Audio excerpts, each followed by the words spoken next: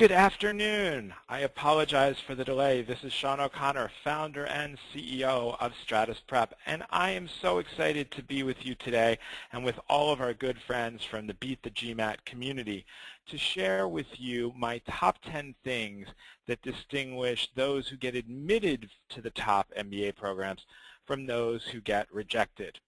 I really do apologize. We had some severe technical issues, but we have now got them completely resolved, and I'm very excited to be able to bring this to you immediately. So thank you so much for your patience, everyone.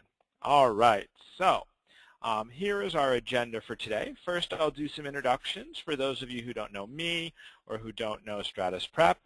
Then I'll talk a little bit about breaking down the competition. How do we break down the competition? How do we think about who we are really competing against in the admissions race? Then I'll talk about the 10 things that distinguish admits from rejects. And then we'll give you some case studies of folks that my team and I worked with last year who were successful. And then finally, some key takeaways and an exclusive, only to be found here, Beat the GMAT offer for all of today's participants. So for those of you who don't know me, I am Shawn O'Connor, founder and CEO of Stratus Prep.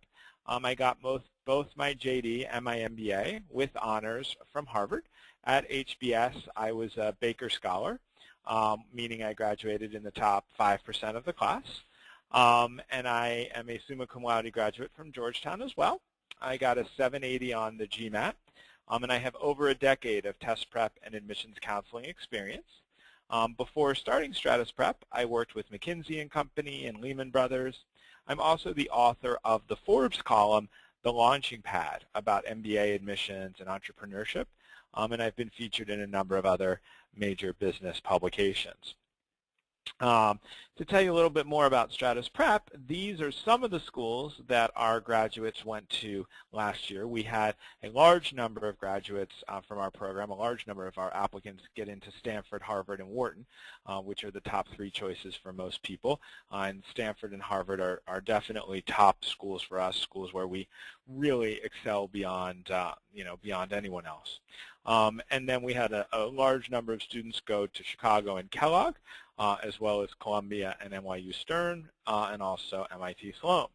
But we also work with folks who are applying to all other types of schools in the top 50. But our main focus is sort of top 15 schools, because I believe that just about anyone, if they are properly positioned with our help, can get into a top 15 school. I mean, last year we had a 590 get into HBS, a 560 get into MIT Sloan. And these are some of the companies that our students come from, and you'll see a wide variety. So we have technology companies like Google and Microsoft.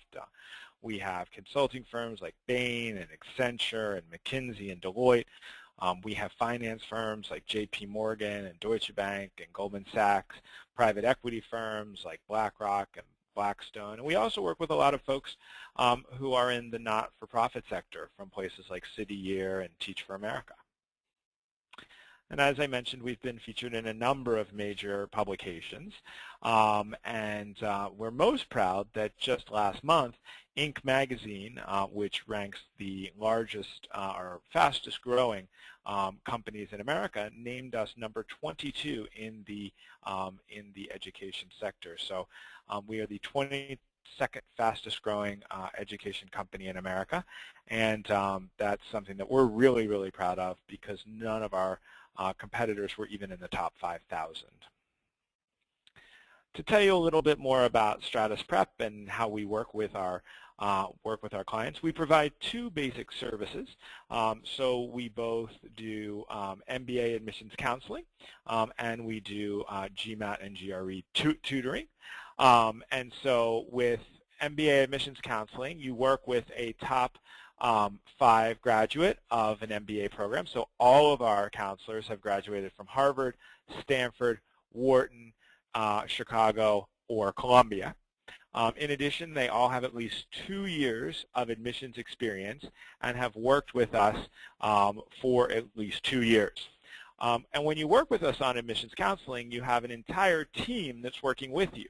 So you have your counselor who is only working with about 5 to 10 other students, and they are full-time. This is their career and job. You have school-specific essay readers who go over your essays, and many of them are former adcoms from the schools that you are applying to, so it's sort of like getting a free chance to go to the admissions committee before you go to the admissions committee.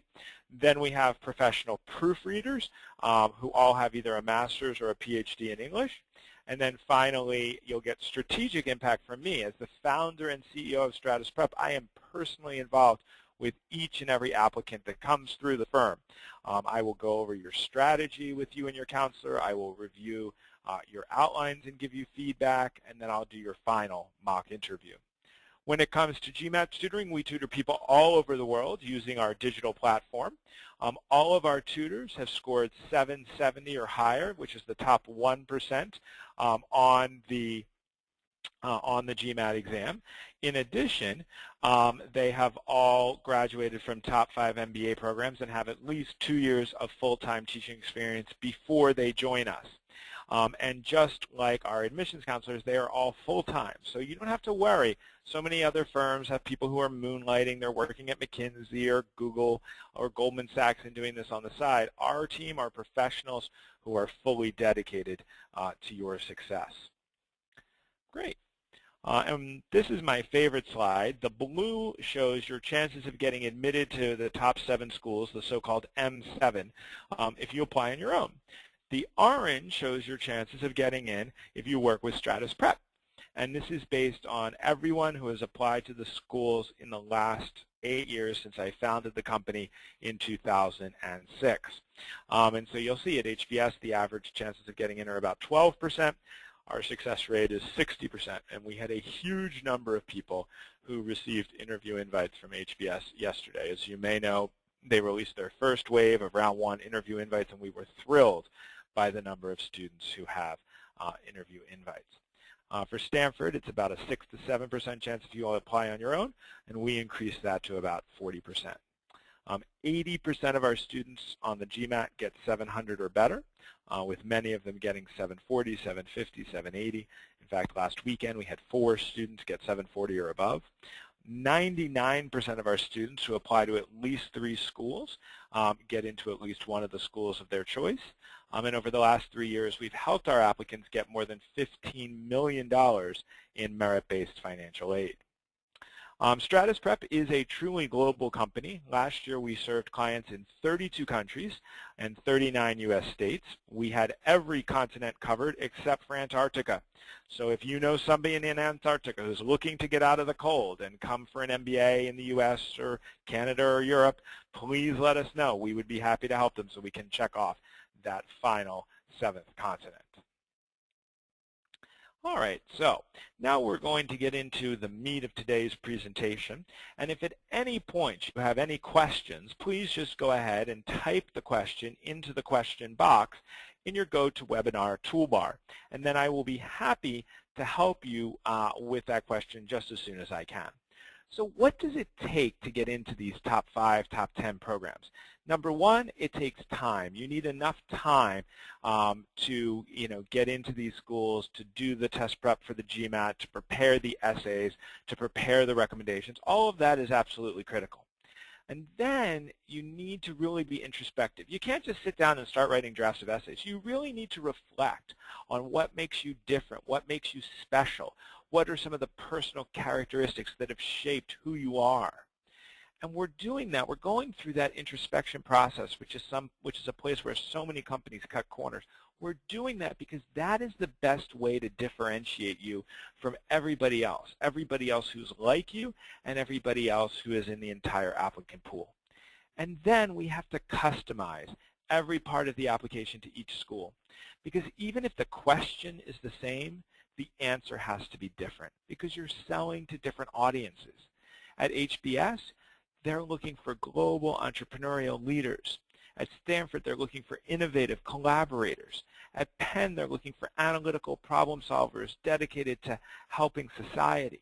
And so you really need to tweak your answers significantly for each of those audiences.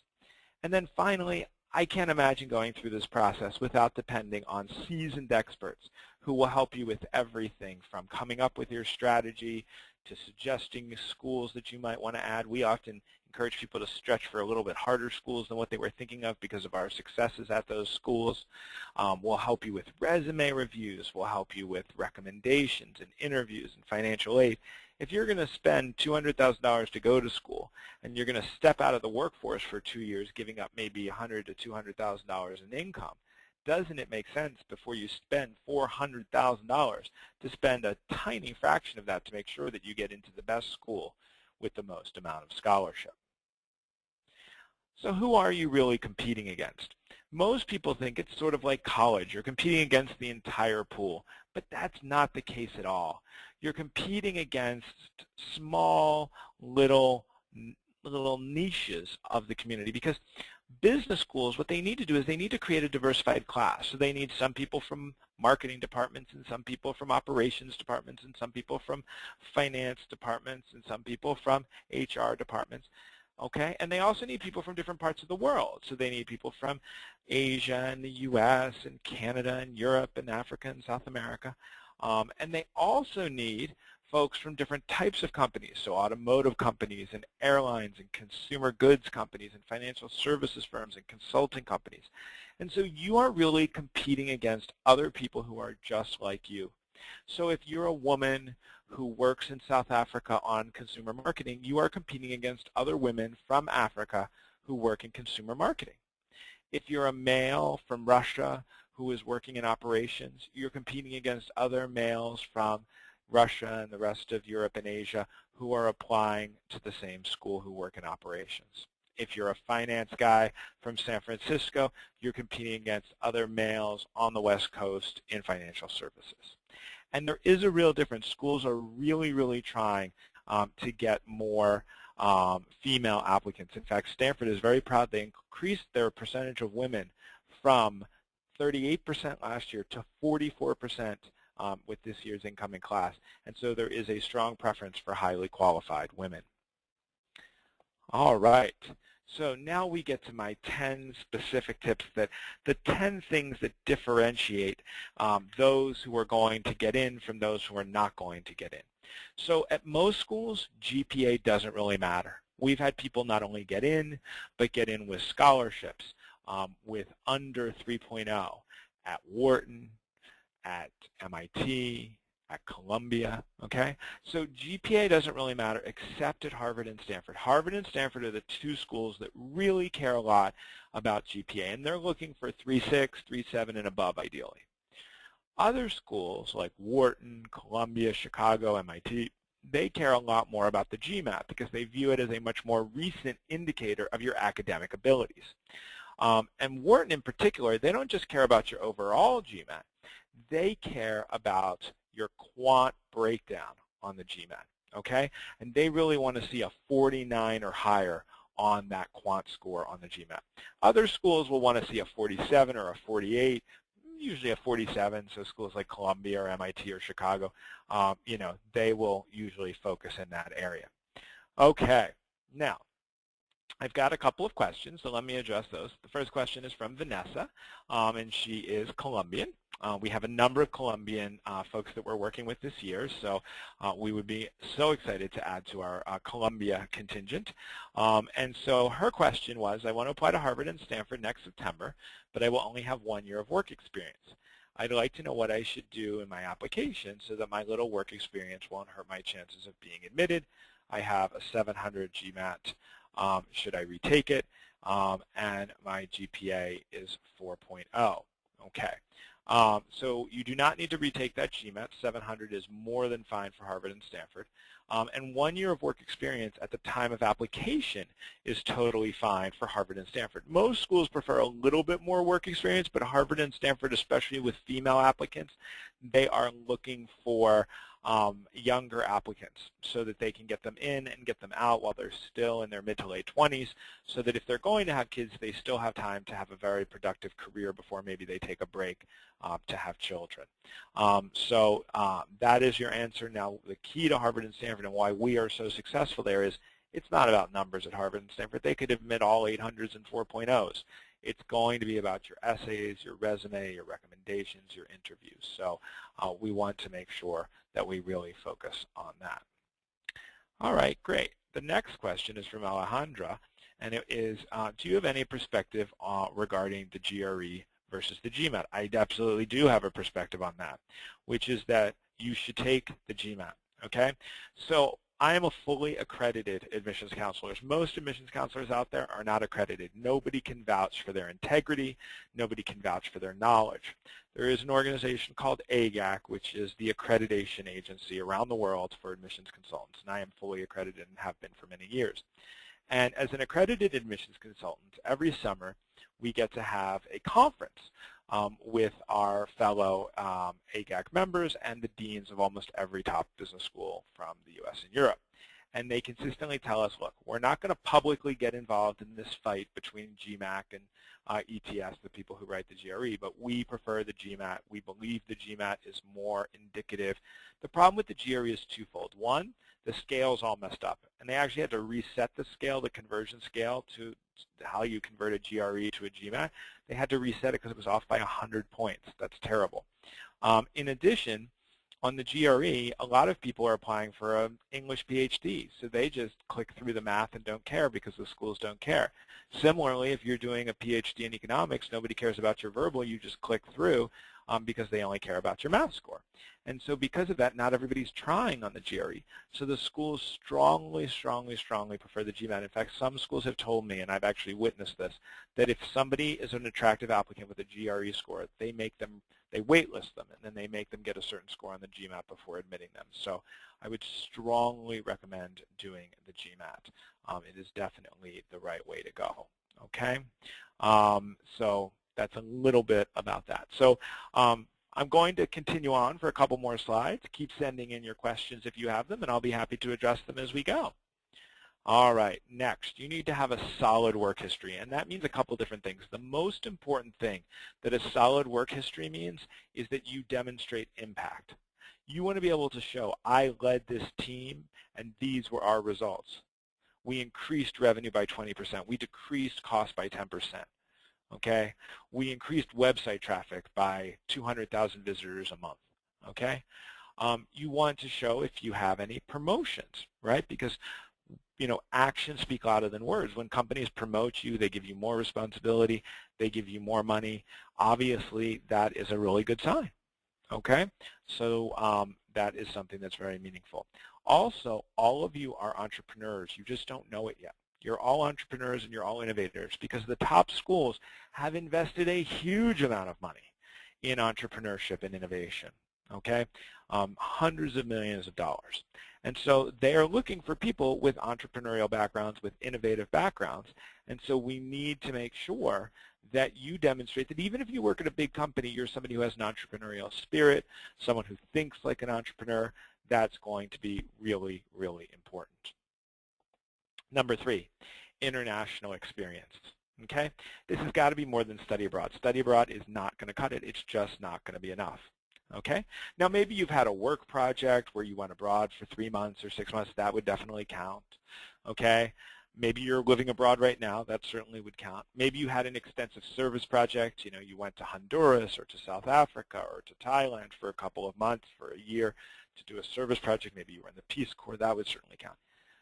But study abroad does not count, okay?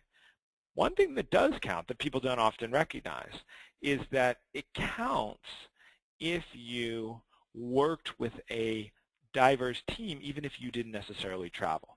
So if you, for example, are based in New York, but you work with a team that's in Russia and India and Vietnam, then you have international experience, and that's going to be something that's going to be important for us to emphasize on the application. Now, you need to demonstrate a real commitment to extracurricular activities. Now, all of us were really involved in college. I was on student government in college. I did Model UN in college. But college is only half the story. They expect, no matter how busy you are, they expect you to be doing extracurricular activities outside of work. I have private equity guys who work 110 hours a week, and they're on boards, they are doing community service activities, and you need to do them too. No matter how busy you are, that is not going to be an excuse, and this is going to get you rejected. Okay, if you don't do extracurricular activities, everyone who comes to Stratus Prep, we get them onto a board or a junior board, every single person. Okay? Now, this is not simply about fundraising. Fundraising is not going to be enough, okay? And so that is just not going to be sufficient because anybody can have a party and invite folks over and we can go from there, okay? That is not going to be sufficient, okay? We need to show high-level impact. We need to show that you were a strategic leader, that you championed an initiative, that you came up with a new strategy, that you really demonstrated strategic thinking. That is what they are looking for, okay? All right. Next, demonstrated leadership. Okay? You've got to demonstrate leadership not just in your extracurricular activities or your community service, which is an absolute requirement. I cannot stress this enough. It is a requirement. And especially international students don't get this. It is a requirement because it's another way for them to assess your leadership capabilities. And that is the most important thing. They really want to find leaders, okay, who are going to lead great companies and great organizations for many years into the future. Other ways you can demonstrate leadership are through athletics, through the military. It doesn't have to be the U.S. military. Last year we had 4 people from 4 different militaries other than the U.S. admitted to Harvard. We had many U.S. military folks admitted to Harvard, but we had 4 folks from other parts of the military admitted to Harvard. Student government, okay? It is one thing from college, but it does show leadership, but you have to be pretty high in student government for it to be meaningful. You have to be president of your class or president of the school, something like that. All right, let me take a couple more questions here. So somebody asked, how do you convert a CGPA from India out of a scale of 10 to a 4.0 scale? That's a great question. I just came back from traveling to India and visiting with our clients there. We have a ton of clients from India. And so the way you do it is you go to a website called WES.org, World Education Service, and they can give you an approximate conversion, okay? I can also do it too. I can't do it during this webinar, but I am very well versed in the conversion, so I can give you an estimate as well. The schools use WES. They spend a lot of money for a much more in-depth analysis, but the WES will give you a general range, and it depends on a lot of different things. It depends on the grade of the top person in your class. It depends on the difficulty of your institution, things like that. That's how they determine your 3.0. Somebody said, Maya said, I am 32. Am I on the wrong side of applying for business school? Absolutely not, okay? We see many applicants in their 30s, their mid-30s, who are successful in getting in. So, we would be, more than happy to help you. You do have to do things a little differently when you're an older applicant, but, that is something that is really important. All right, now, at what undergraduate institutions do Harvard and Stanford give GPA bumps? I'm particularly interested in highly selective colleges. Okay, now, no, Harvard and Stanford don't give you a GPA bump, okay? They look at the GPA of everyone, but it's a holistic approach, so it's not like a numerical approach, okay? They're not saying, okay, well, we're going to give a GPA bump to this person because they went to Yale undergrad. We're going to look at the whole picture, and they have a 3.6 from Yale, but they have great extracurriculars. This other person has a 3.8 from Arizona State, but doesn't have great extracurriculars. The guy with the 3.6 has better work experience, so we're going to go with that. But it's not like there's some mathematical formula that they give extra points. Okay? All right. Great. So let me continue on, and please continue sending your questions in. I love having conversations with you. All right. Now, short and long-term goals. You need to be clear about these. This is one of the biggest mistakes that get people rejected. You need a very clear, actionable short-term goal and long-term goal. And these short-term goals and long-term goals have to be unique. You can't say management consulting. We don't let anybody here say management consulting because everybody's saying management consulting. If you want to get into these schools, you don't say management consulting or investment banking. You also have to show how you're going to do well, okay, financially well, but you're also going to do good for society. And you have to choose a goal that builds on your prior experience. You can't suddenly veer off in a completely new and different direction that's unlike anything you've ever done before, because that really scares schools, because they're like, am I going to, I'm going to, um, you know, basically, I'm going to be worried as an admissions counselor or as an admissions reader, can I get this person a job? If the person's been an engineer in aerospace and now they want to do marketing for cereal, am I going to be able to get them a job doing that? Maybe not. Maybe General Mills won't hire them. So that's something that is really important as well. So you want a clear, short and long-term goal that's unique and different, okay, that shows you're doing well and doing good, and that builds on your prior experiences. Next, you need strong recommendations, and recommenders need to be enthusiastic. For those of you who are not from the U.S. recommendations are extremely, extremely exaggerated and enthusiastic. In recommendations, everyone is amazing, exceptional, extraordinary, one of a kind, unparalleled, unequaled, okay? And so, we really need to demonstrate that. And they need to back up these claims. The recommenders need to back up these claims with specific examples. And they need to show analytical rigor. That's going to be especially important at Columbia, Chicago, Wharton, and MIT. They also need to show communication savvy, that you're able to communicate with people and lead people, because there are many quants out there who are not good at communicating. Okay? So that's something that is really, really important. Next, we need a results-driven resume. So you need a resume that's full of action verbs. I don't want to read observed. What did you do? You just sat there and watched? I don't want to read participated. So what did you really do? You just sort of kind of participated? You just kind of on the team? I want to see what you actually did. Launched, spearheaded, led, okay, championed. Okay, those are the kinds of words that get you into these top business schools. And you need to support your claims with qualitative evidence, sizes of teams that you've led, okay, feedback that you've received, and then quantitative evidence, okay, percent increase in revenue, or if it's a large number, the number of dollars or euros that you've increased revenue or cut costs, right? Or a new product that you launched and how it's been received by the market. Number 9, you need to really communicate why you need to get an MBA from this school this year. Another big mistake people make is they just say, well, I'm going to go back to my former firm, or I'm going to continue my career in this vein. Well, then you don't need an MBA, right? Or you're just checking a box because you're in private equity and they require MBAs. That's not good enough. Top schools are not going to take you for that. Okay, you've got to show you need more than just technical skills. You can get the technical skills on Coursera. You need to show this is what I want to do, and I need the leadership skills and the management skills and the cross-functional skills and the global exposure to be successful, and that's why I need an MBA from your school, now mentioning specific programs. And then I think it would just be absolutely crazy not to get professional guidance. According to the top schools, I think it was the top 10 schools, 57% of students who got in admitted in an anonymous survey that they used a professional admissions counselor. Now, in reality, some people would never admit to this. Okay, in certain cultures, they would never admit to it. Some people are just scared of the schools finding this out for whatever reason, even though the schools don't have any problem with it. If the reported number is 57%, I'm willing to wager the actual number of admitted students who used a professional consultant is somewhere between 70 and 80%, okay, of admitted students.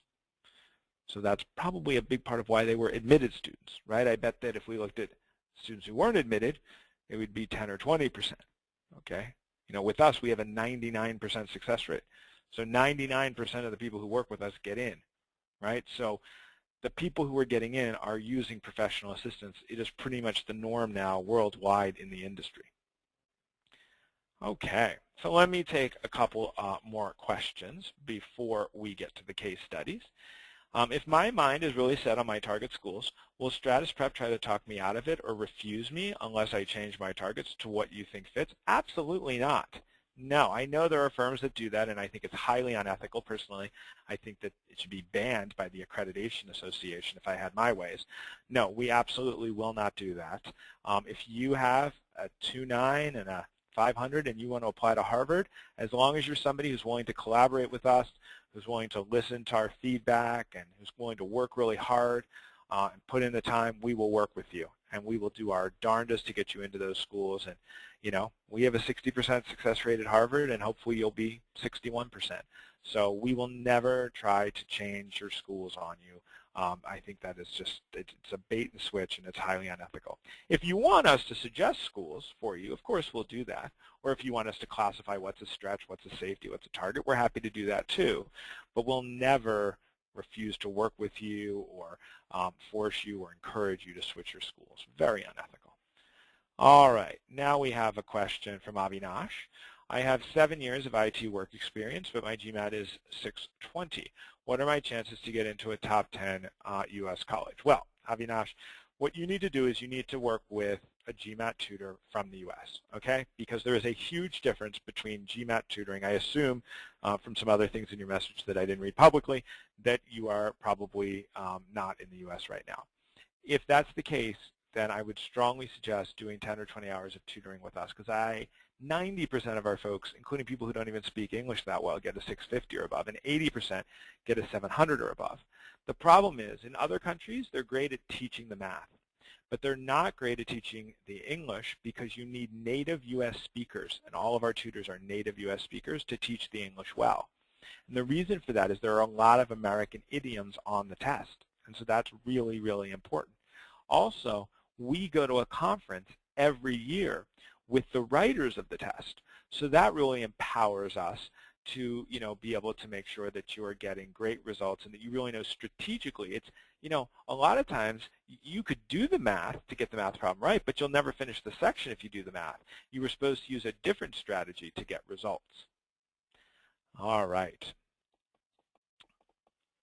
Next, how much difference does having consulting experience from a non-McKinsey, Bain, BCG firm, say a Big Four firm, deter your chances? I mean, the applicant will be pulled in the consulting group.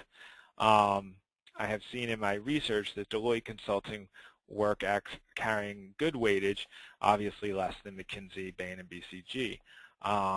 You know, what about other Big Four firms? These firms have various experience in different sectors. Do schools go to that length?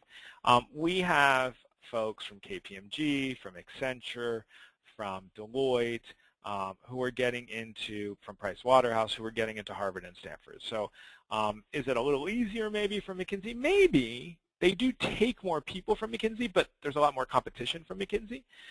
So with Deloitte and Ernst & Young and Accenture and Price Waterhouse, you just have to really differentiate your experience, which is sort of the same thing the McKinsey folks have to do too.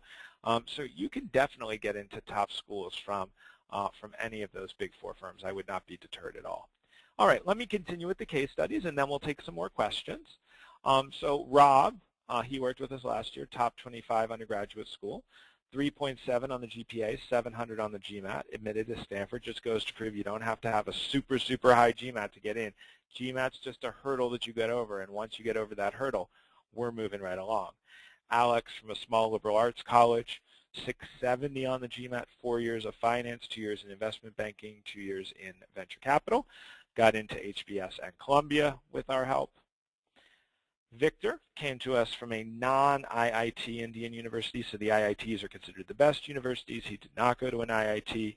He had a 3.0 and a 670, okay, and he was admitted to HBS. He was a former consultant turned entrepreneur.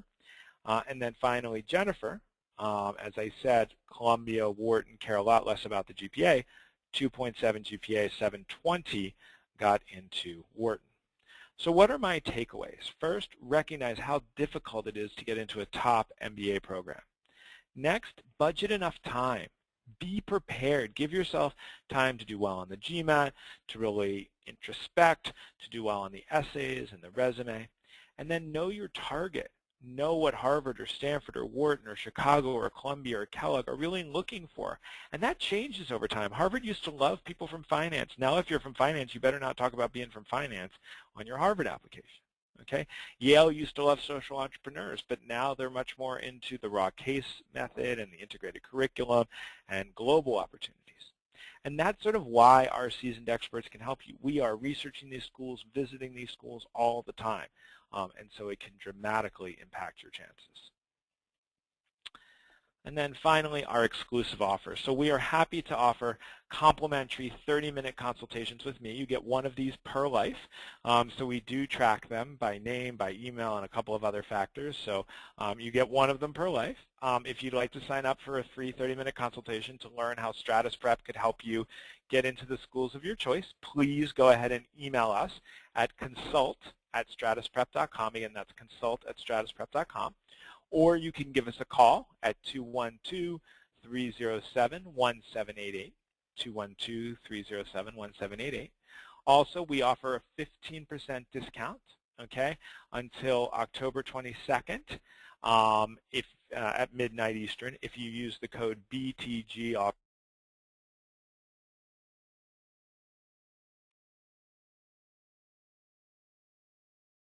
more than 3 schools, okay? Because nobody wants to take advantage of the guarantee, so most people do 4 to 6 schools. If you're from a very competitive pool, like males in finance in New York or Indians in IT, people will tend to do 4 to 8 schools, more like 6 to 8 typically. But anyone who does over 3 schools, okay, if you don't get in, okay, we will work with you for free in the next round or the next year on the same number of schools. And the reason we can do this is we know that we have a 99% success rate. So the chances that we're going to have to work with you for free is very low. Also, we are the only firm that I know of that always offers references. So you want to talk to somebody like you who went to a certain school, we can make that happen. We have literally thousands of alumni. All right, so let me finish up with your questions. So the next question is, if I want to get started right away with Stratus Prep for round 2, is now the time to do it, and what would be the steps that I would take? So yes, if you want to do round 2, you need to get started with us now, especially for admissions counseling. It takes us a good 2 to 3 months to put together that perfect application with you, so you definitely want to get started right now, okay? What you can do to sign up is you can go to the website, www.stratusprep, okay? Click on Enroll at the top of the page, and then after you click on Enroll, you'll choose go to MBA Services, choose the number of schools that you want, and then on the payment page, include capital B, capital T, capital G 15. That'll give you the 15% off. You can pay with a major credit card, and we'll get you started with the counselor right away. All right. Great, and now let's see what the next question here is. Let's see here. Somebody asked if this will be recorded. Yes, so this is a recorded webinar that will be available on the Beat the GMAT YouTube channel in the future. Next, I am a computer science engineer and work as a quality analyst. Not into programming for 10 years and now keen on doing my MBA, but not clear on how and where to begin apart from giving the GMAT. Not having a clear vision will definitely lessen my chances. That is very true. I fear the application process. Well, you should definitely get started with us as soon as you're ready, because we don't charge anything extra. If we have to work with you for a year or 2 years to get you into the school of your choice, no problem. We'll do it because we understand that people are at all different places, and so you know, we'll work with you to help craft that vision. We'll work with you to help choose schools. So that's, you know, we'll help you make sure you have everything in your profile you need to be successful. Somebody said, how do I overcome a low GPA of a 3.4? Except for Harvard and Stanford, 3.4 is not considered low by any other school, so it's not low. What you can do is, and what we do is, we have students, there are certain reputable online universities, not University of Phoenix, not Coursera, not Udemy, okay, not Khan Academy, but we have people use reputable universities to take additional courses and get A's in them to try to supplement their GPA. So that is something that you can do.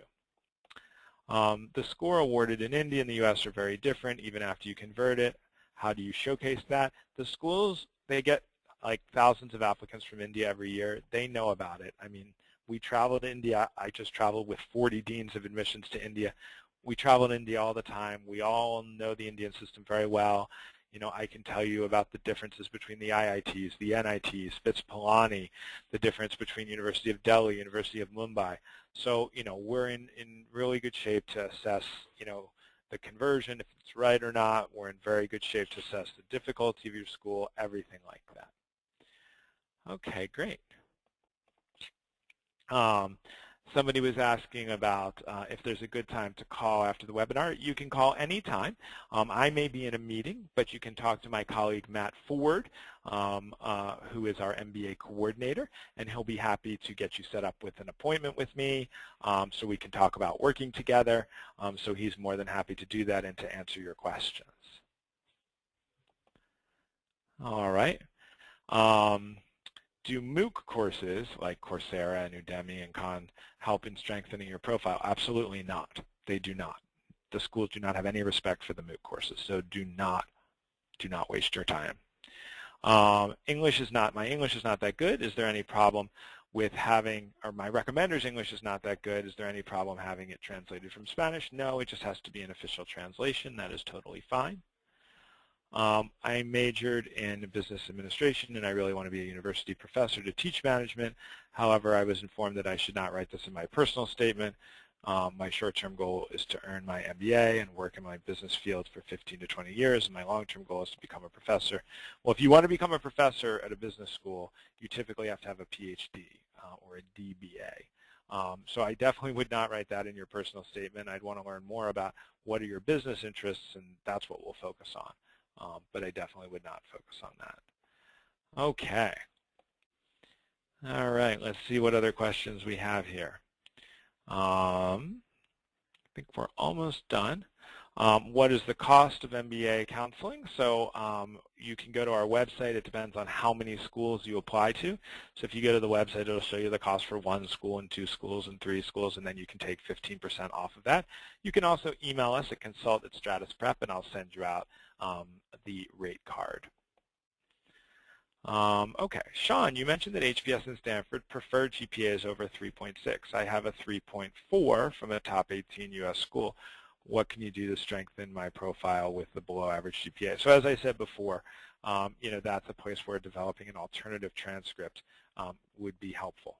Okay, that's going to be most helpful. Having a strong GMAT will help, but those schools are not as GMAT focused. I have 7 years of work experience, 550 on the GMAT, top 5% of my class in Venezuela. Internship at Merrill Lynch, work at Deloitte, work in construction, own a franchise for the last 4 years. What are my chances to get into a top business school? Well, we do need to get that 550 up, so you would need to work with us on a combination of things. We have had people in the high 500s from Venezuela, from the Dominican Republic, get into, for example, Colombia. But we really need to have you, get that GMAT up as much as we can. So we need to do some tutoring, and then we're really going to need to craft your story because you're sort of all over the place. You've got lots of different experiences, which can seem like a good thing, but it often makes schools think you don't know what you're doing. So we're going to need to really coordinate all of that to make you more successful. Okay, so that's how we would help you. Do recommendation letters have to come from current direct supervisors? I plan on getting them from previous supervisors because of the risk of getting it from a current supervisor. They really like it from a current supervisor. It doesn't have to be your immediate current supervisor, but they do like it from some current supervisor. Okay. All right. Let's see here. How would HBS and GSB look at a 740 GMAT on the 4th attempt? They're totally fine with that. They don't care how many times you take it, and 740 is more than enough. I have 5 years of experience in the Bogota Chamber of Commerce in the international department. I developed exploratory missions, but I don't have a way to measure just that I achieved because I work with people with public resources. That's fine. We can work with you in some ways too. We've actually worked with people who've, I did a lot of work in Latin America before. And so I'm very familiar with Latin America, and so, we've worked with people who've worked at chambers before and come up with ways of sort of, demonstrating that. So not to worry, we can definitely help there. Is round 3 impossible to get into? Basically, yes. You should not apply to round 3. Less than 5% of the seats are available, and they are usually just filling out spots. Like, for example, maybe they need an applicant from this field or that field, but that's not going to really work. I have a 3.76 from West Point. Congrats, that's amazing. And a 640 on my GMAT. I'll be taking it again later this month. What should I shoot for? I'm a military officer with over 4 years of experience. We love working with military officers, and first, thank you for your service. I would be aiming for 700 and above, but given the grade deflation at West Point, that is an amazing GPA. Folks from West Point who have that kind of GPA have almost always, when we worked with them, gotten into Harvard, Stanford, or both. Do you provide JD MBA assistance? Absolutely. So I'm a JD MBA. We have a whole law school admissions counseling team as well. So we work with about 50 JD MBA applicants every year. You need even more time to do the JD MBA because it's more than double the work. But yes, we absolutely do offer that. In which case does one have more chance of an admit? Case 1, GMAT of 700 in round 1. Case 2, GMAT of 740 in round 2. Definitely 740 in round 2. The schools really don't care about round 1 versus round 2, and 40 extra points on the GMAT would definitely be worth it. How does Harvard, Stanford, or Wharton average your GPAs from different schools? Well, they only look at your undergrad GPA, not any master's or grad school GPAs, and they average it based on the number of credits you took at each school. So if you took an even number of credits, they would average the 3.6 and the 4.0 evenly to get a 3.8. But if you took 30 credits at the 3.6 school and 90 credits at the 4.0 school, then they would give you a 3.9. So that's basically how that works. All right. I've always had a lot of small business experience, not so much corporate. This includes running my own business. How is this looked at schools? Schools love this right now if you position it properly. I had a small business before I got into school. It actually failed. I used that to my advantage. So that if it's properly positioned, it can be a huge advantage. Okay. 740 on the GMAT, I feel that I can do better. Should I give it another try for Harvard, Stanford, or Wharton? Absolutely not. Your chances do not go up at all, not even 1% between a 740, a 760, a 780, and an 800, not at all. You should not retake the GMAT. That would be the biggest mistake you could do. You should spend your time and money focusing on the applications. That's what's going to get you into Harvard. Okay, I have plenty of people who come to me, they didn't use a consultant, they had a 780 and a 3.8, they didn't get into any top 10 school. I look at their application package and it was total garbage. Okay, so that's why they didn't get in. What happens if I retake the GMAT? What happens if I retake the GMAT and score lower than my current score? Can I just cancel the score? Will that hurt my application? Nope, the schools don't care about a cancel, and now cancels are available, so you would just immediately cancel it. Having taken the GMAT thrice, one with a low 600 and the final one at 740, hold on one second, that question just got, okay, here we go. I've taken the GMAT 3 times, highest score is a 740, is that going to be a problem? They do not care how many times you take it, so 3 times is fine. Do you also work with students who possess no or almost no work experience, either for Masters in Finance or MBAs? Absolutely, and there are schools that are very open to that, and there are certain feeder programs that we target for students like that, so absolutely. I have yet to take the GMAT, hoping to take it this or next month. Am I too late for round 2? No, but you should be simultaneously working on your applications and your GMAT. You shouldn't put off the application work until after the GMAT. I have read on the net that HBS interviews are to eliminate, but GSB interviews don't move the needle that much. You're already more or less decided at GSB. How true is that? Totally not true. HBS actually has a higher yield from interview to acceptance. They're not trying to eliminate people. They're trying to just confirm that you're the real deal. I know of a number of students where the interview killed someone at Stanford. That's just not true. So, you can't believe everything you read on the internet. I am doing a master's in finance from EdHec Business School in France after my chemical engineering in India's NITs, which I know well. If I apply to via Stanford and Wharton, would I be pulled as an Indian candidate or French Indian? So it doesn't matter that you're doing an abroad program in France. You're going to be it's by country of citizenship. All right. Are there services that can help those interested in getting an MBA through different program options and better understand which program would be best for them? Absolutely. We work with people all the time on figuring out the best programs and options for them, so that is definitely possible. All right. I tried inputting the BTG15 code into the checkout process and it didn't work. If that happens, just go ahead and make the purchase and then we'll immediately refund the 15%. So don't worry about if for some reason the code didn't work for you. We can double check on that, but just make the purchase right now, send an email to consult@Stratus Prep, and we will immediately do the credit back to your credit card for the 15%. Not to worry at all. Okay.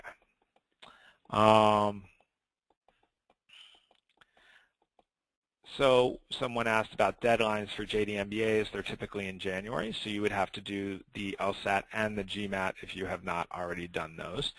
So typically early January.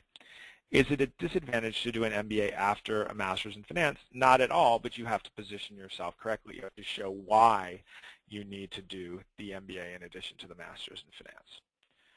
Great. Well, thank you all so much. I am so excited to work with you and to get all of you into your dream MBA schools. Remember to sign up for a free consultation at consult@stratusprep.com.